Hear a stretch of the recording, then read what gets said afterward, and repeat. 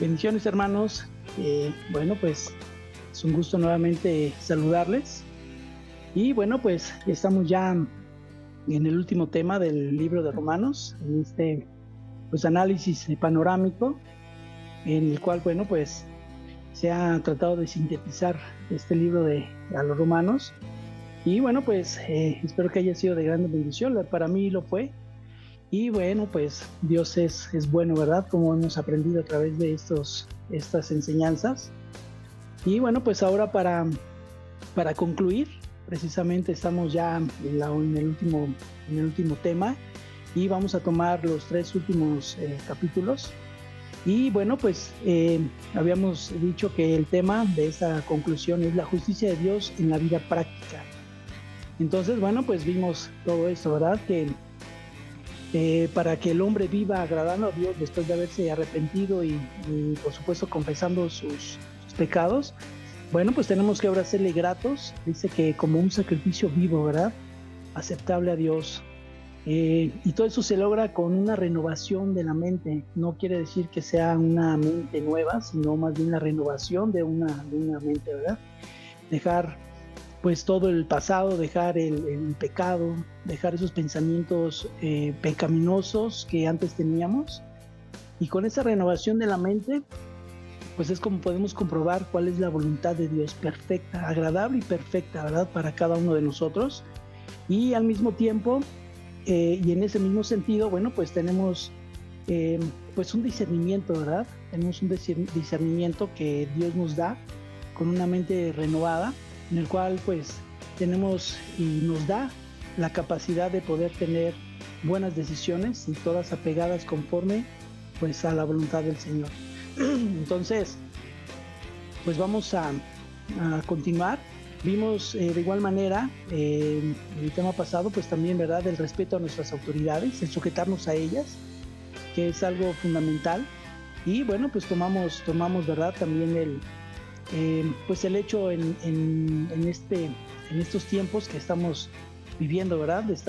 Va a haber un cambio de gobierno. Entonces, pues lo que dice la escritura que debemos de respetarlas, debemos sujetarnos a ellas, debemos nosotros tener muy en cuenta y tener muy presente en nuestras vidas, en nuestros pensamientos y aún en nuestro corazón, que bueno, cada autoridad es puesta por Dios y al decir que Dios o juzgar de una manera, ¿verdad?, a nuestras autoridades o no cumplir con lo que debemos cumplir con ellas, pues de cierto modo es que estemos juzgando también, ¿verdad?, la soberanía de Dios.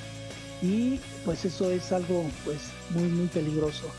Sabemos, dice la escritura, que todas eh, digamos, las leyes y todos los gobernadores del mundo entero pues han sido puestos por el Señor. Entonces Dios no se equivoca y bueno, pues eso es lo que nos corresponde hacer.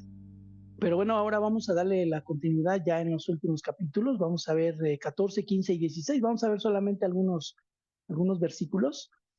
Y bueno, pues lo que Pablo en el capítulo 14 habla o expresa básicamente es una exhortación a no contender ni a juzgarse también, ¿verdad? En la iglesia. Habla sobre, en este caso, Pablo habla sobre la comida. Lo que Pablo está mencionando y lo que está también enseñando pues a la iglesia en Roma es decirles, bueno, unos comen de todo, pero otros no. Unos comen carne, otros comen legumbres, pero hace un pequeño comparativo, o más bien hace también enfatiza algo, ¿verdad? Dice que los débiles, por causa, más bien los que son maduros o los fuertes, digamos, en cuanto a la fe, dice, comen de todo. Así es que, pues, acéptenlos a los que son débiles o son maduros en la fe, acéptenlos y no los juzguen, sino dice que más bien, pues, que más bien que se acepten, pero no para contender, ¿verdad? Eso que habla Pablo en relación a este contexto es que Pablo le está diciendo, bueno, unos comen carne, otros no. Los que no comían carne, los que comían carne dicen, no juzguen, no critiquen o no menosprecien a los que no comen. Y los que no comen, no juzguen a los que sí comen. Entonces, pues ahí más bien también es cuestiones de fe lo que Pablo está expresando. Y dice Pablo, bueno, pues los que lo hacen, los que comen, para Dios comen, los que no comen para Dios igual no lo comen. Entonces, es lo que Pablo está enfatizando. De igual manera, también habla en este capítulo en cuanto a a los días de fiesta, dice Pablo. Entonces, ¿cuántas veces, verdad, hemos visto ese tipo pues, de contención o muchas veces se vuelve hasta algo, pues no sano, ¿verdad? En el que unos juzgan, el que no es el domingo el que hay que congregarse, que es el sábado, sobre todo las personas que son los sabáticos, los judaizantes. Entonces, nosotros que nos congregamos los domingos lo hacemos para el Señor y quienes lo hacen los sábados lo hacen para el Señor. Entonces, ¿qué quiere decir esto? Bueno, pues básicamente el día del Señor no es un día en específico. El día del Señor no es el domingo, el día del Señor no es el sábado, sino el día del Señor para nosotros los creyentes son todos los días. Entonces, pues no juzguemos también esa parte, ¿no? Unos, bajo el contexto de lo que Pablo está mencionando en la comida, bueno, pues les dice, ¿saben qué? Unos no comen carne porque pues ellos no querían contaminarse, ¿no? En ese sentido, ellos decían, bueno, ¿qué tal si esa carne fue sacrificada, fue un animal sacrificado a los ídolos y yo no quiero contaminarme? Y los más maduros decían, bueno, pues no hay malo de en sí, ¿verdad? En comer, simplemente yo lo hago con la fe y con la convicción en que pues no me afecta, ¿verdad? En esa parte. Y ninguno, o sea, ninguno de los dos estaba en un error, simplemente es la convicción, como en estos tiempos. Solamente hay algo en lo que sí, ¿verdad? El Señor enfatiza, que pues todos sabemos, ¿verdad? Que no es como no comer sangre. Eso sí es lo que el Señor dice definitivamente no. Todo es mientras uno lo haga con esa convicción, con esa fe, orando por los alimentos, en sí nada es inmundo, pero el comer sangre, dice la escritura que sí. Y sabemos, ¿verdad?, a qué en estos tiempos lo que se refiere, ¿verdad? En cuestiones de ritos religiosos satánicos, bueno, pues ellos beben literalmente la sangre, pero alguien que no está metido en ese tipo de ritos, indirectamente lo hace, ¿no? Con la famosa rellena, ¿verdad? Que se conoce, pues es más que nada, pues es sangre, ¿verdad? Dentro de una tripa, de un intestino, ya sea bovino o sea porcino, pero a fin de cuentas eso es lo que es, ¿verdad? Es sangre. Entonces eso es lo que el Señor dice que no, definitivamente eso sí está totalmente prohibido. Pero bueno, entonces vemos, ¿verdad? Que no hay que juzgarnos, y eso de juzgarnos, pues es también poner tropiezo, ¿verdad? No debemos de ser tropiezo para nadie. Lo mejor es dejar de hacer cosas que puedan ser a lo mejor de tropiezo para alguien o que pueda hacer caer, ¿verdad? Algún hermano, como dice Pablo, débil en la fe, así lo define, que realmente es alguien que es inmaduro en la fe, y es lo que Pablo quiere evitar, que haya ese tipo de contiendas, que haya ese tipo de discusiones para que los débiles en la fe, bueno, pues no caigan y no se alejen, ¿verdad?, del camino del Señor. De hecho, pues hemos visto, todos creo en algún momento hemos visto, ¿verdad?, que los que se sienten más maduros hacen ciertas predicaciones inclusive, y los que son nuevos en la fe, bueno, pues lo toman como algo personal, algo directo hacia ellos, y bueno, ese es el peligro, ¿verdad? No es de que no se tenga que confrontar el pecado, pero también hay que tener sabiduría para saber cómo hacerlo. Entonces, eso es lo que debemos nosotros hacer. Bueno, el capítulo 15 continúa con la exhortación de soportar las flaquezas de los débiles. Voy a leer el capítulo 15, verso 1, que dice, así que los que somos fuertes debemos soportar las flaquezas de los débiles y no agradarnos a nosotros mismos.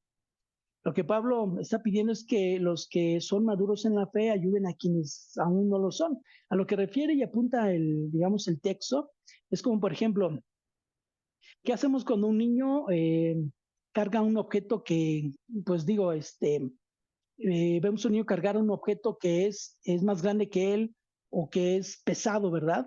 ¿Qué es lo que hacemos? Y bueno, pues no es verdad que inmediatamente vamos y lo ayudamos, ¿no? ¿Por qué? Pues porque es un niño, no tiene la suficiente fuerza, a lo mejor no mide ni siquiera los peligros, ¿no? Y bueno, pues también inmediatamente después de ayudarlo, pues también es lo que tiene el texto, ¿no? Lo que contiene este texto, esta porción que leímos, que bueno, debemos aprender a ayudarlos, ¿verdad? En lugar de juzgarlos, tenemos que ir y ayudarlos.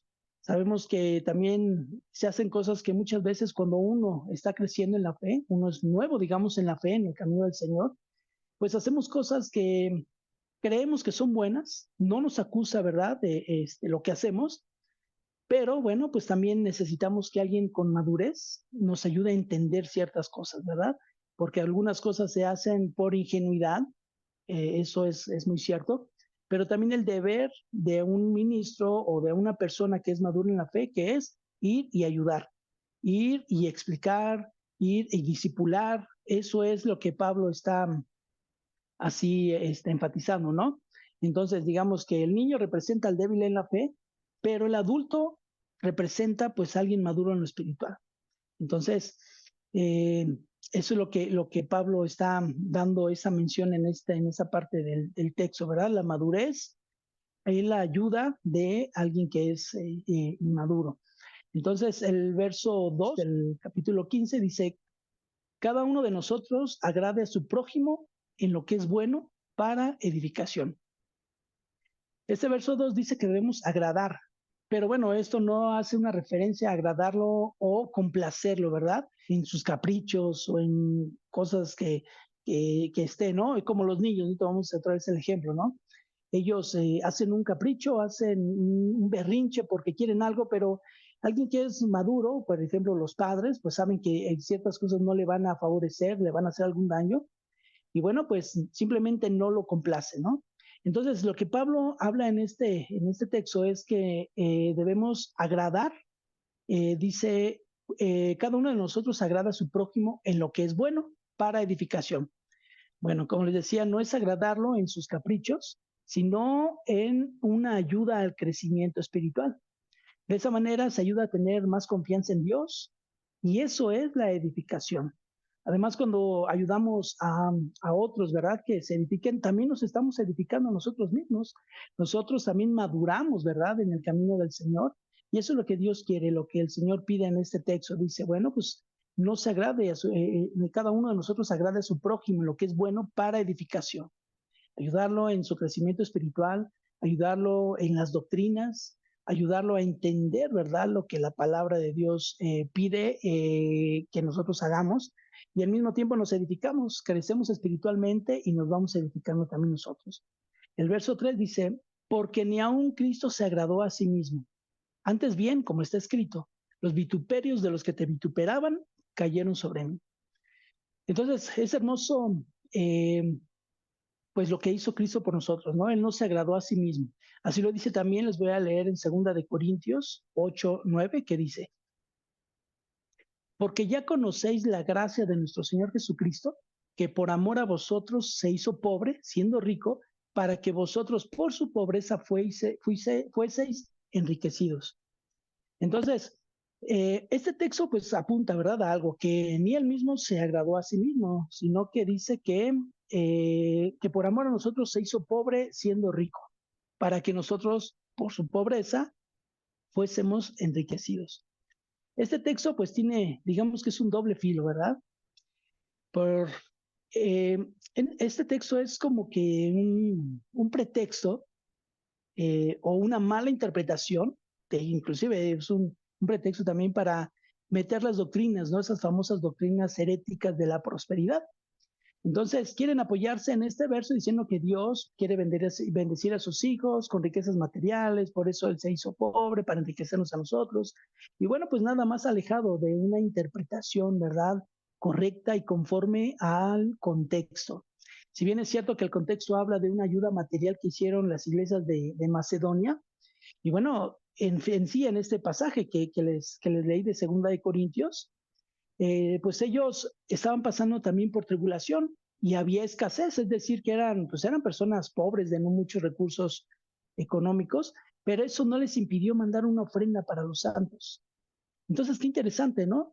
Pablo les elogia que habían pues dado en abundancia de gozo y en esa profunda pobreza pues abundaron en riquezas de generosidad. Entonces vamos comprendiendo que no es tanto, ¿verdad?, que seamos enriquecidos materialmente. Si Dios quiere, bueno, pues el Señor puede bendecirnos de esa manera, pero no es a lo que apunta, ni siquiera el Evangelio, ¿verdad?, encierra esa parte, sino que esas riquezas que habla son riquezas espirituales, ¿verdad? Porque qué mayor valor puede tener la salvación misma, la salvación del alma, a algo material. Entonces, eso es lo que Pablo enseña a través de, bueno, Dios, a través de esas escrituras, por la escritura de Pablo. Y bueno, pues a lo que refiere, pues también refiere el texto 2 el segundo de Corintios. Aquí también hay algo bien interesante en esto de segunda de Corintios. Dice que Jesús manifestó esta pobreza en su condición de hombre. Y no solo eso, sino que se humilló a sí mismo, haciéndose obedientes a la muerte y muerte de cruz, ¿verdad? Conocemos ese pasaje. Y esa pobreza que manifestó el Señor fue para que fuésemos enriquecidos, es decir, que nuestro enriquecimiento es nuestra condición que tenemos ahora como cristianos. ¿Y qué condición tenemos como hijos de Dios? Bueno, eso precisamente, ser aceptos a la familia del Señor y tener esa vida eterna. Eso es la riqueza, como les decía. Y ese enriquecimiento, bueno, pues qué mayor, ¿verdad? Que tener esas riquezas de gloria al Señor. Entonces, ese es el deseo que el Señor tiene, que nos recibamos unos a otros. Eh, Vamos a leer el capítulo 15, verso 7, que dice, por tanto, recibíos los unos a los otros como también Cristo nos recibió para gloria de Dios. Ese texto también es muy interesante por las palabras que usa Pablo. Dice que debemos recibirnos unos a otros como Cristo nos recibió. Este verbo recibir es un escrito, o está más bien está escrito en un modo imperativo y en presente. Es decir, que no es una opción, o sea, sino es una ordenanza del Señor que nos debemos recibirnos unos a otros. Pero vemos, por ejemplo, además el verbo de recibíos, ese mismo verbo, a pasar de que, bueno, aparte de que es un verbo imperativo y en presente, tiene como una definición de guiar y admitir en el sentido de una amistad u hospitalidad. Ese es el sentido que tiene. Entonces, a lo que apunta es que debemos admitirnos de una manera amistosa y ayudarnos unos a otros, pero guiarnos a la verdad para glorificar a Dios. Estar hombro a hombro, caminar en ese mismo sentido, aceptarnos, admitirnos y caminar como guiándonos, ¿verdad? Edificándonos unos a otros. Yo me edifico con predicaciones, me edifico con hermanos con los que platico, obviamente que se cita la palabra del Señor, me edifico, y asimismo espero que también mis palabras sean edificantes para ellos. Entonces, ese es el sentido, ¿no? Caminar en el mismo sentido, edificándonos unos a otros, es lo que dice recibíos. Es el sentido que tiene esta parte de recibíos. Y lo que apunta al siguiente, que terminando este texto, como Cristo nos recibió. O sea, eso también quiere decir que Cristo nos admitió y ahora como hijos de Dios nos ayuda y nos guía también para cumplir la voluntad de Dios, y asimismo es que debemos hacer con otros, ¿verdad? Porque Cristo lo hizo por nosotros, ahora debemos dar de gracia también lo que hemos recibido de gracia por parte del Señor. El verso 14 del capítulo 15 dice, pero estoy seguro de vosotros, hermanos míos, de que vosotros mismos estáis llenos de bondad, llenos de todo conocimiento, de tal manera que podéis amonestarnos los unos a los otros. Y bueno, Pablo sabe que como personas maduras, bondadosas, con una amplia sabiduría, y eso, bueno, pues sabe que ayudará para a resolver cualquier problema, ¿no? Entonces, por esto, pues se atreve Pablo a confiar que ellos sabrán amonestarse también unos a otros, ¿verdad? Porque es lo que Pablo les dice, estoy seguro de vosotros, hermanos míos, que vosotros mismos estáis llenos de bondad. O sea, Pablo ya lo afirma, lo sabe, los conoce, eh, y les dice, sabe que están llenos de bondad. Pablo no visitó en sí la iglesia en Roma, pero sabe Pablo por todo lo que se divulgaba de esa iglesia en fe, en obediencia, vamos a ver ahorita de los últimos textos, entonces Pablo está seguro, porque en Macedonia, en Acaya, en varios lugares, en varias regiones, se oía, ¿verdad?, esta fe de los cristianos romanos, sobre todo los gentiles, se escuchaba y bueno, Pablo lo asimilaba de esa manera. Entonces, él tenía esa convicción de que sabían amonestarse.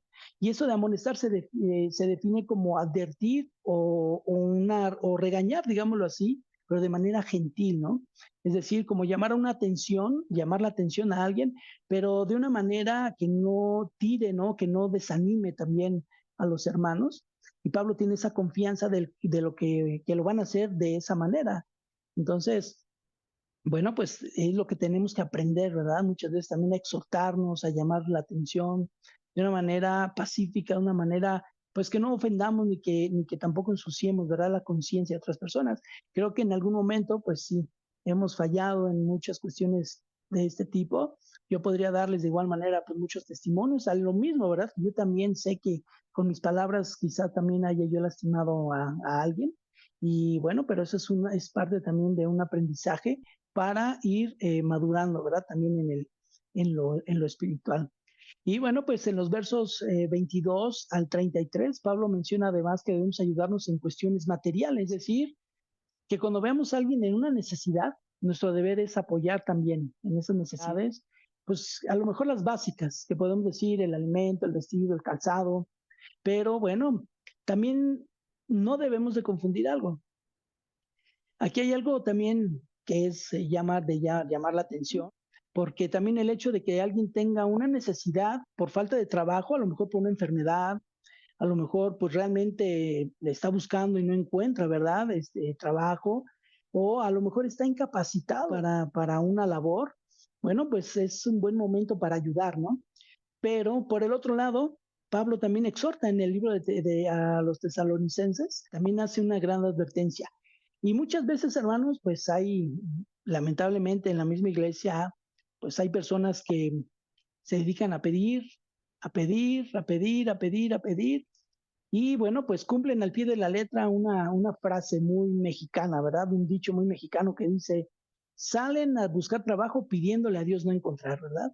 Entonces, eso es a lo que Pablo dice, les dice a los tesalonicenses. Les voy a leer en el segundo de Tesalonicenses 3:10 que dice, porque también cuando estábamos con vosotros, os ordenamos esto, si alguno no quiere trabajar, tampoco coma.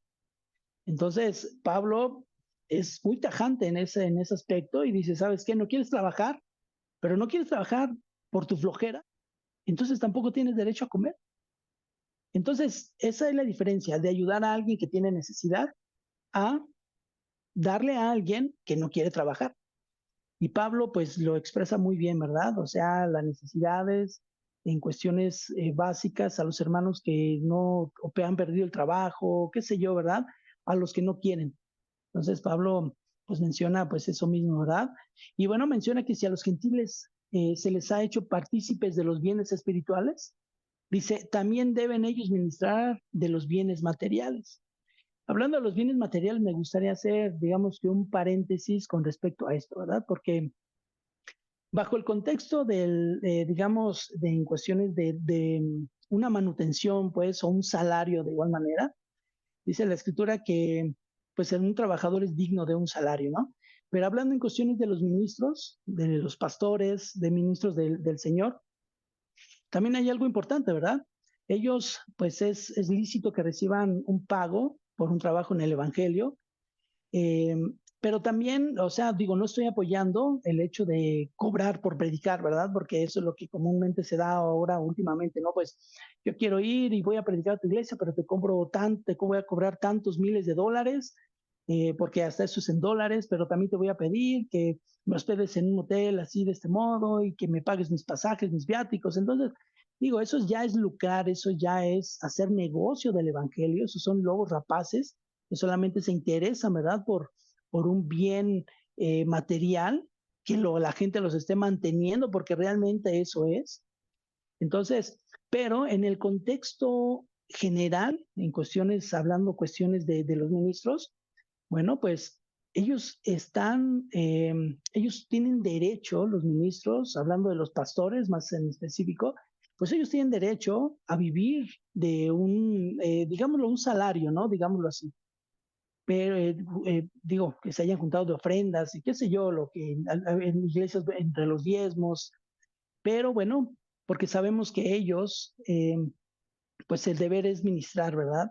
Hay pastores que de igual manera ellos trabajan en algo secular o tienen algún negocio, pero también trabajan en la obra del Señor. Entonces, no es que sea malo en sí. De hecho, Pablo decía, yo no quiero ser carga. Puedo hacer uso de mi derecho como apóstol, pero no quiero ser carga para ustedes. Y Pablo, ¿qué es lo que hacía? Él trabajaba. Entonces Pablo daba ejemplo también de trabajo, pero también les decía, bueno, pero también ustedes, el deber, pues es también, ¿verdad? Aportar lo material, porque se les ministra lo espiritual, pues eso es digno también de recibir de ustedes, ¿verdad? Algo en cuestiones materiales. Entonces, vemos que todo esto, pues el Señor, ¿verdad? Lo tiene muy, muy, muy bien controlado, lo tiene muy específico también en la escritura.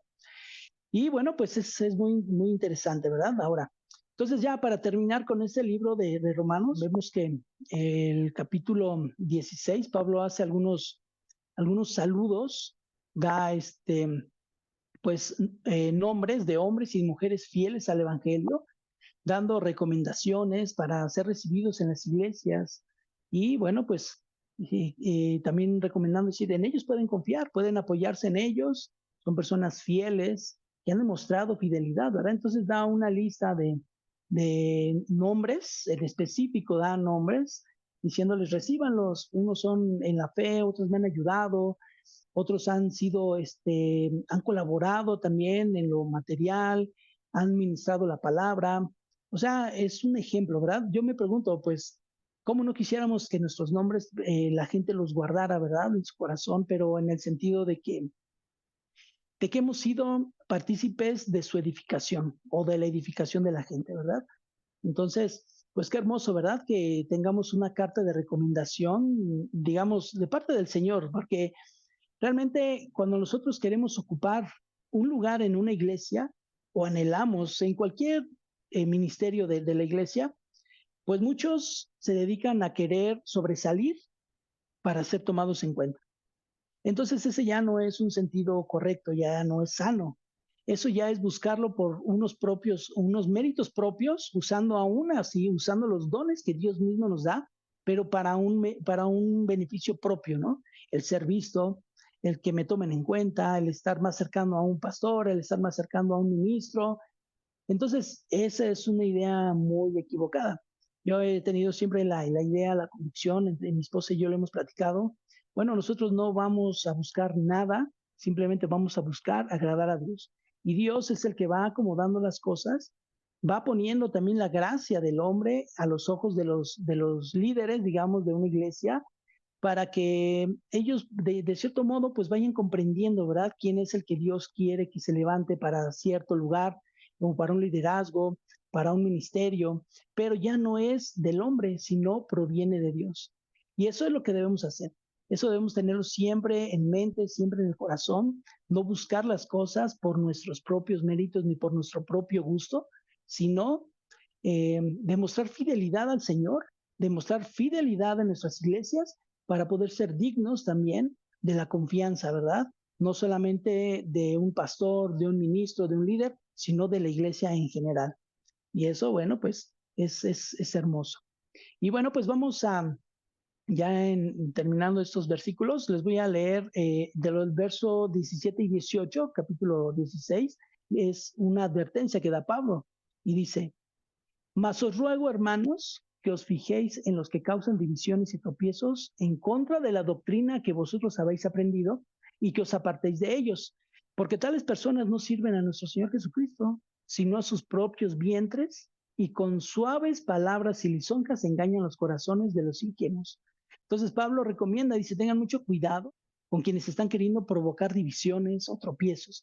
Esta palabra tropiezo se define como trampas y es bien interesante porque este sentido de la palabra de trampas, digamos, deriva de la palabra de la que deriva, tiene el sentido de cubrir con ramas.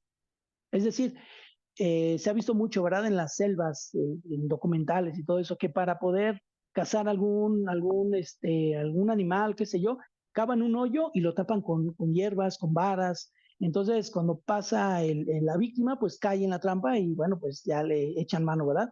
Ese es el sentido. O como las trampas de oso, ¿no? Saben que esas garritas, ¿no? Que toman sus pies, los ponen, los cubren de igual manera y hasta para personas, ¿verdad? Lo llegan a usar para camuflajearlas, digamos así, pero son trampas que se ponen camuflajeadas y ese es el sentido en el que Pablo habla en eso al decir trampas. Entonces, Y dice Pablo, ¿no? Dice, bueno, tengan mucho cuidado, tengan cuidado, estén atentos a quienes causan esas divisiones y quienes quieren poner trampas. Pero eso no, bueno, pero qué trampas, ¿verdad? Bueno, pues dice, en contra de la doctrina, de la sana doctrina, de la doctrina bíblica, de la doctrina que está apegada y más apegada a las escrituras. Eso es lo que Pablo dice, tengan cuidado, estén atentos. Entonces, esas personas, dice Pablo, que no son verdaderos servidores de Jesucristo, sino que lo hacen para sacar un beneficio propio, es un provecho propio que ellos sacan de ello. Pero bueno, pues el cuidado especial que también refiere es que esas personas, donde dice, porque tales personas no sirven a nuestro Señor Jesucristo, sino a sus propios vientres, y con suaves palabras y lisonjas engañan a los corazones de los ingenuos. Entonces, lo que Pablo está diciendo es de que dicen que ellos hablan con palabras dulces, palabras agradables, a esas personas que tienen un corazón sin maldad, es lo que apunta aquí el texto en cuando dice corazones ingenuos, está hablando de corazones que son sin maldad. Esto refiere Pablo con las personas inmaduras en el Evangelio, es decir, que los que tienen, digamos, poco tiempo, ¿no?, de conocer al Señor. Son corazones sin maldad.